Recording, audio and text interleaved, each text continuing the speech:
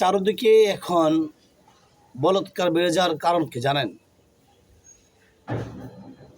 কারণটা হলো আল্লাহ রাসূলের উপরে দুরূদ শরীফ নাই, মিলাদ কিয়াম নাই, নবীর উপরে সালাম নাই, সবগুলো বেদাত বলে উড়িয়ে দেওয়া হচ্ছে। যার কারণে এখন বলৎকার বেড়ে গেছে, খুন রাহাজানি, গাঁজা ইয়াবা এগুলো বেড়ে গেছে। তাই আমরা সবাই আবার প্রত্যেকের ঘরে ঘরে মিলাদ কিয়াম চালু করতে হবে, নবীর উপরে দুরূদ শরীফ পড়তে হবে, আল্লাহ রাসূলকে রাজি খুশি করতে হবে, আল্লাহ এবং রাসূলের আনুগত্য করতে হবে। যারা আল্লাহ রাসূলের আনুগত্য বা গোলামি করে তারা কখনো বলৎকারের পক্ষে যায় না, তারা কখনো সমকামিতার পক্ষে যায় না।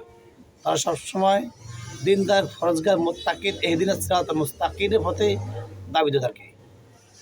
এই জন্য আমরা সবাই নবী রাসূলদের দেখানো পথে আমরা চলতে হবে। ধন্যবাদ।